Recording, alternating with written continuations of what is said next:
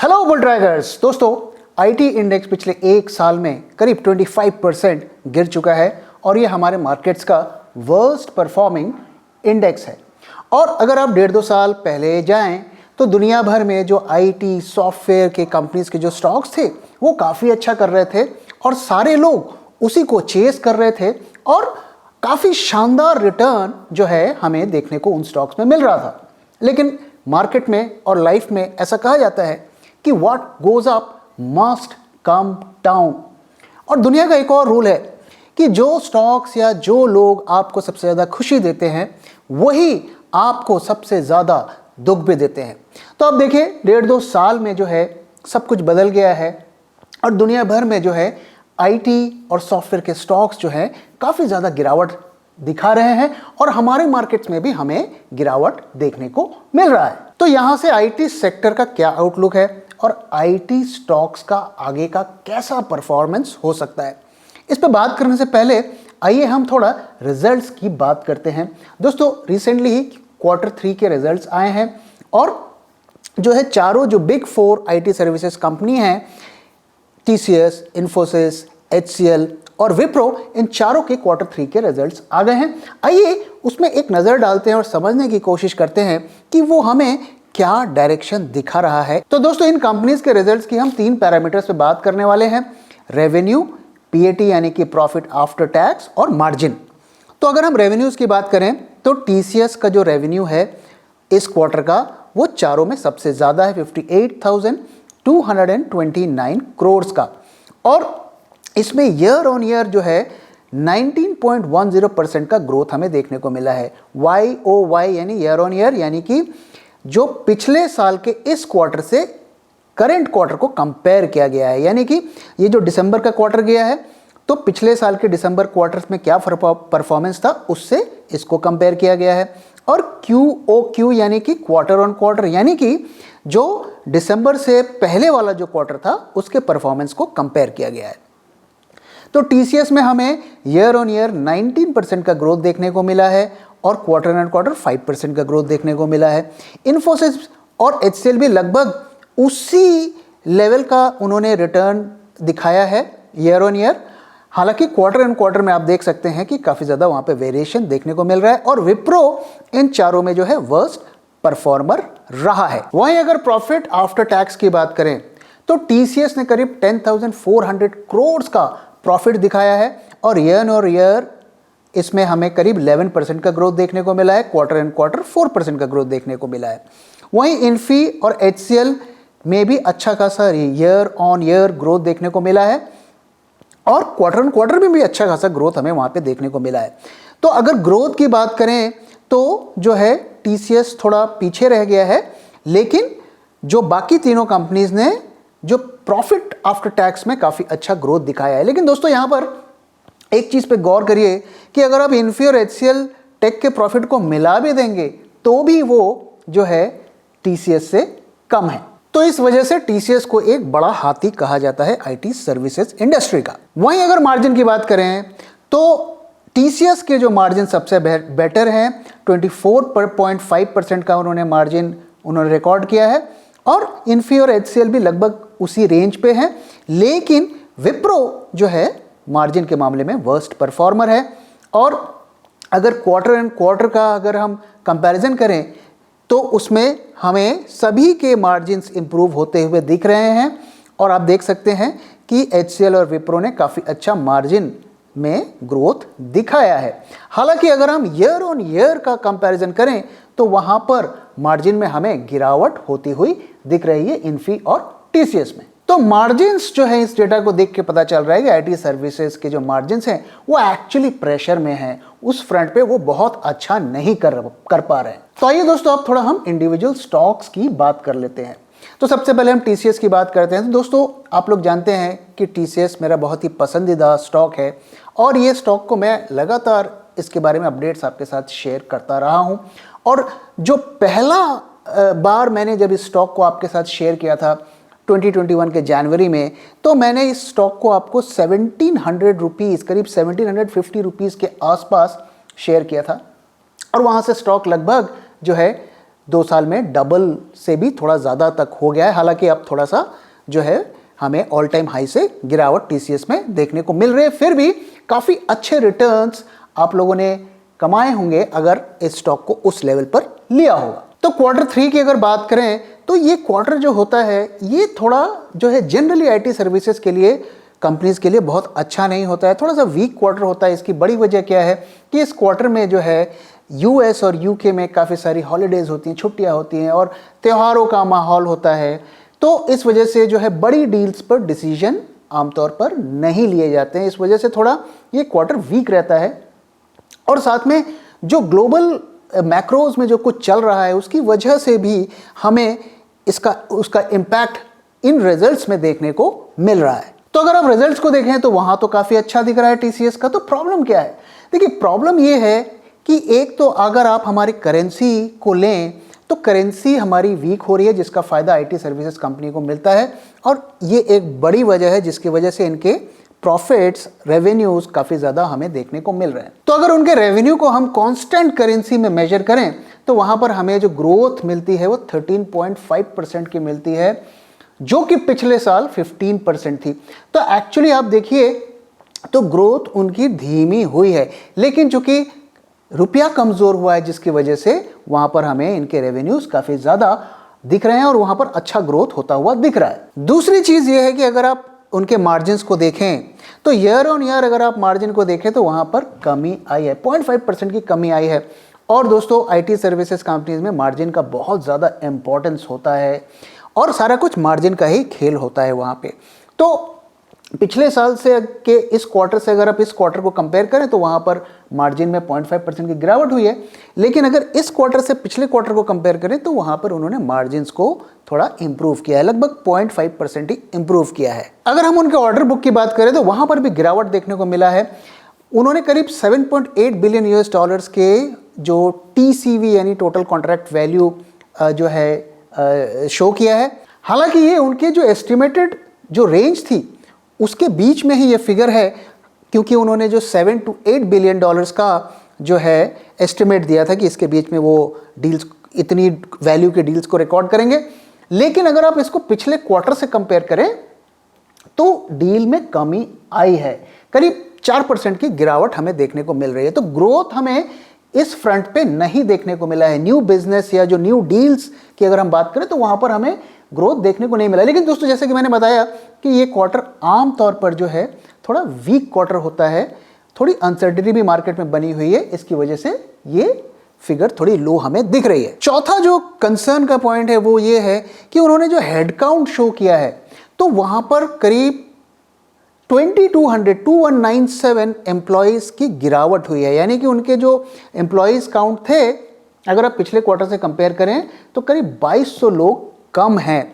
तो ये ऐसा पहली बार हुआ है कि करीब जो है 3-3.5 साल में पहली बार ऐसा हुआ है कि उनका हेडकाउंट कम हुआ है। तो दोस्तों, जब आईटी सर्विसेज कंपनी में हेडकाउंट कम होता है इसका मतलब होता है कि वहां पर बिजनेस पर प्रेशर है। तो कंपनी ने जो अपने कॉन्फ्रेंस कॉल में और क्या क्या खास बातें कही हैं, पहली चीज़ तो ये कही गई है कि नॉर्थ अमेरिका से जो बिजनेस आता है वो कह रहे हैं कि वहाँ पर काफ़ी अच्छा पाइपलाइन है, काफ़ी अच्छा उन्हें बिजनेस दिख रहा है। उन्होंने वाइब्रेंट वर्ड का इस्तेमाल किया है, लेकिन वो थोड़ा यूके और यूएस मार्केट्स के लिए उतना श्योर नहीं है और कह रहे हैं कि वहाँ पर अभी भी थोड़ा हमें अनसर्टेनिटी दिख रही है। दूसरी चीज़, जैसा कि मैंने बताया कि मार्जिन्स प्रेशर में है, तो उन्होंने ये कहा है कि अगले फिस्कल ईयर तक वो अपने मार्जिन्स को 25% से ऊपर ले जाएंगे। साथ ही उन्होंने जो है डिविडेंड का भी अनाउंसमेंट किया है और स्पेशल डिविडेंड 63 रुपीज़ का पर शेयर का अनाउंस किया है और साथ में 8 रुपये का उन्होंने इंटरिम डिविडेंड भी अनाउंस किया है। और इसी की वजह से भी आप देख रहे होंगे कि रिजल्ट के आने के बाद टीसीएस के शेयर में हमें हल्की फुल्की रैली भी देखने को मिल रही है। तो अगर हम इन्फी की बात करें तो वहाँ पर हमें क्या देखने को मिलता है, तो इन्फी ने करीब 38,318 करोड़ का जो है रेवेन्यू पोस्ट किया है। जैसे कि मैंने बताया 20% का वहाँ पे हमें ग्रोथ देखने को मिला है ईयर ऑन ईयर।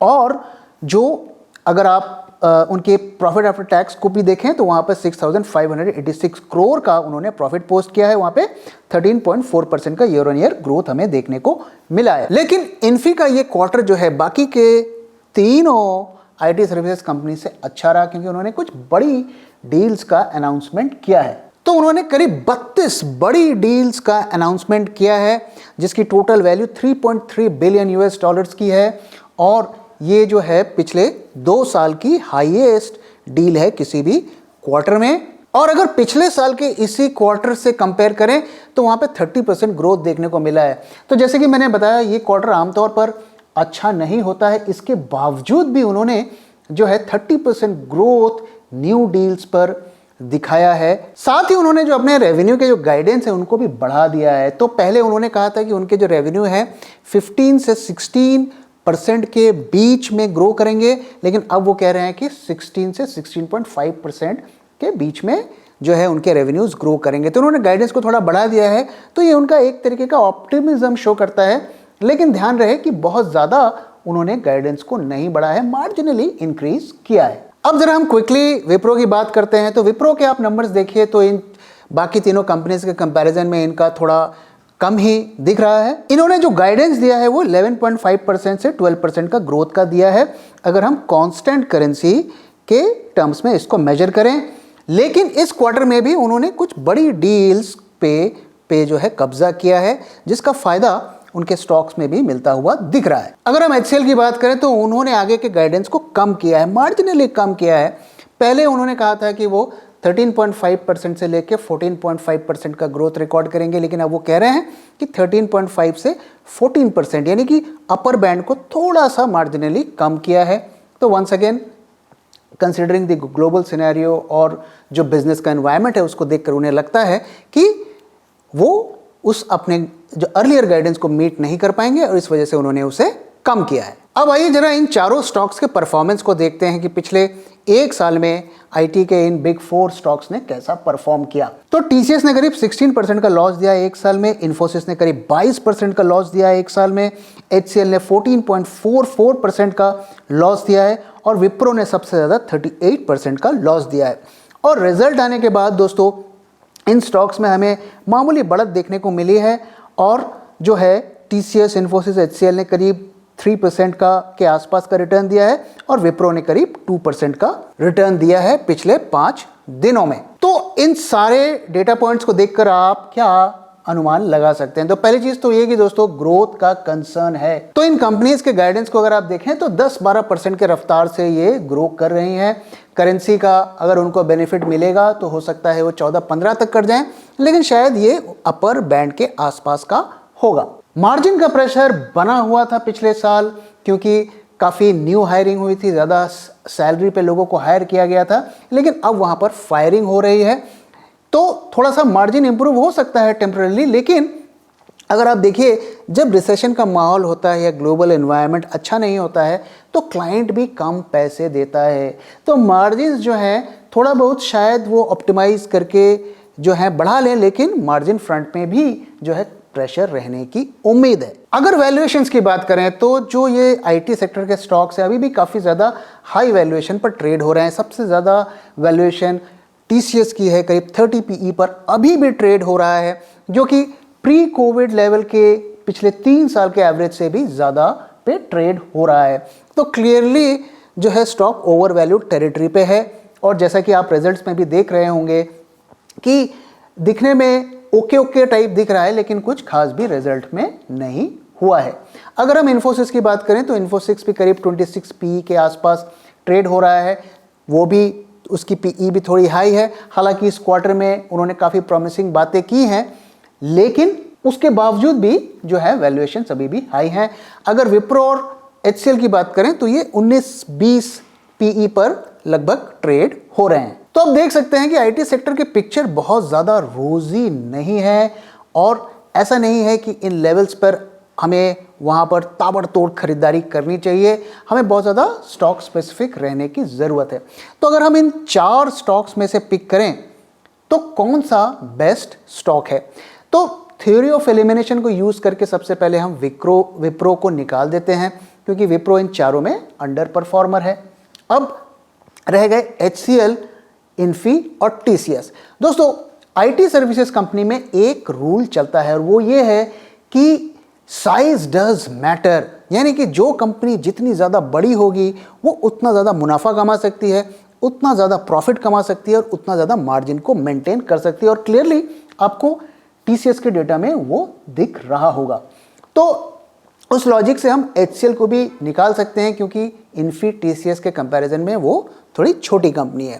तो अब हमें पिक करना है टीसीएस और इन्फोसिस में। नाउ अगर आप पिछले क्वार्टर का परफॉर्मेंस देखें तो Infosys is a clear winner, लेकिन मैं कुछ और फाइनल डिटेल्स आपके साथ शेयर करना चाहता हूं। देखिए दोस्तों, किसी भी आईटी सर्विसेज कंपनी का जो लायन शेयर ऑफ बिजनेस आता है वो नॉर्थ अमेरिका से आता है, और वहां पर अगर आप पिछले क्वार्टर का डेटा को कंपेयर करें तो टीसीएस में ज़्यादा ग्रोथ देखने को मिला। और उन्होंने कहा भी है कि नॉर्थ अमेरिकन मार्केट्स जो है उन्हें काफ़ी ज़्यादा वाइब्रेंट दिख रहा है। वहां पर उन्होंने करीब 15.4% का ग्रोथ जो है रिकॉर्ड किया है। वहीं अगर टीसीएस को अगर आप देखें तो नॉर्थ अमेरिका में उनका जो ग्रोथ है वो 10% का है। वहीं अगर आप यूरोप में देखें तो यूरोप में जो है इन्फोसिस ने काफ़ी अच्छा परफॉर्म किया है। उन्होंने करीब 25% का ग्रोथ जो है रिकॉर्ड किया है बिजनेस में, जबकि अगर आप टीसीएस की बात करें तो वो करीब 9.7% का वहाँ पर ग्रोथ दिखाया है। तो यूरोप के मामले में जो है Infy is a clear winner. और अगर हम इंडियन मार्केट्स की बात करें दोस्तों, तो इंडियन मार्केट हालांकि इनके लिए बहुत बड़ा नहीं है, फिर भी काफ़ी अच्छा साइज कंपनीज कमांड करती हैं। तो वहाँ पर भी जो टीसीएस ने करीब 9.4% का ग्रोथ रिकॉर्ड किया है, जबकि इन्फोसिस का नेगेटिव ग्रोथ है। तो जो हम ज़्यादातर डील्स हमें देखने को मिल रही है जिस इन्फोसिस में, वो यूरोप की डील्स ज़्यादा हैं और यूरोप में सबसे ज़्यादा अनसर्टेनिटी बनी हुई है। अगर आप देखिए तो अमेरिका में सिर्फ एक ही जो है रिस्क है रिसेशन, उसमें भी जो है हाउस डिवाइडेड है। कुछ लोग कहते हैं कि रिसेशन आएगा, कुछ लोग कहते हैं कि सॉफ्ट लैंडिंग होगी। तो इस वजह से वहाँ पर एक जो है नोन अननोन बना हुआ है, और अगर रिसेशन नहीं आता है तो टीसीएस को सबसे ज़्यादा वहाँ पर फायदा होगा। लेकिन यूरोप में जो है बहुत सारे अनसर्टेनिटी के वहाँ पर फैक्टर हैं, इसलिए मेरा पिक अगर आप मुझसे पूछेंगे तो टीसीएस ही था और टीसीएस ही है। तो क्या इस लेवल पर हमें टीसीएस में एंटर करना चाहिए? देखिए दोस्तों, अगर आप पास्ट का डेटा देखेंगे, जब रिसेशन की बात होती है, रिसेशन आता है तो आईटी स्टॉक्स में काफ़ी ज़्यादा गिरावट होती है और 30 से 40% की गिरावट ईजिली हो जाती है। और ऑलरेडी अगर आप फैंग स्टॉक्स को देखें तो वहाँ पे अच्छी खासी गिरावट हो भी रही है। हमारे स्टॉक्स पे 25% तो गिर चुके हैं ऑल टाइम हाई से, तो अभी भी इसमें गिरने का स्कोप है। लेकिन अगर रिसेशन नहीं आएगा या ऐसे इंडिकेशन होते हैं कि रिसेशन नहीं आने वाला है, तो यहाँ से जो है हो सकता है एक थोड़ा नीचे आकर बॉटम बना के स्टॉक चला जाए। तो अब यहाँ पे दो स्ट्रैटेजी को हम यूज़ कर सकते हैं। एक ये कि हम जो है कम से कम 40% फॉल के बाद ऑल टाइम हाई से हम एंटर करना शुरू करें। लेकिन अगर आपके पास पेशेंस नहीं है तो क्या करें? तो उसका एक ही तरीका है कि पिरामिडिंग स्टाइल में हमें स्टॉक को जो है एक्यूमुलेट करना है धीरे धीरे, और जैसे जैसे फॉल होता जाए हमें उसे एक्यूमुलेट करना है। और इसे 1-2 साल का आउटलुक हमें नहीं रखना है, क्योंकि अनसर्टेनिटी वर्ल्ड दुनिया में बनी हुई है। कितना रिसेशन आएगा, कितने साल चलेगा, कुछ कहना मुश्किल है। तो हमें इसमें तभी पैसा लगाना चाहिए जब हमारा आउटलुक 4-5 साल का है और हमारे पास इतने फंड हैं कि हम उसे नीचे के लेवल पे भी एक्वायर कर सकें। नो डाउट कि टीसीएस या इन्फोसिस की अगर आप हिस्ट्री देखें तो उन्होंने पिछले 2 बड़े बड़े रिसेशंस देखे हैं, उनमें इनके स्टॉक्स गिरे भी थे, लेकिन वहाँ से इन्होंने शानदार रिकवरी करके अच्छी खासी ग्रोथ भी दिखाई है। तो इनका एक प्रूवन ट्रैक रिकॉर्ड है और इसी वजह से मैं इस स्टॉक्स को इतना पसंद करता हूँ। तो दोस्तों, इसी के साथ इस वीडियो को मैं यहाँ पे खत्म कर रहा हूँ। आशा करता हूँ आपको वीडियो पसंद आया, और वीडियो पसंद आया तो प्लीज़ वीडियो को लाइक करिए, अपने दोस्तों के साथ शेयर करिए और हमारे चैनल को भी सब्सक्राइब करिए। Thank you very much for your time दोस्तों। मैं जल्दी आऊँगा एक और नई वीडियो के साथ।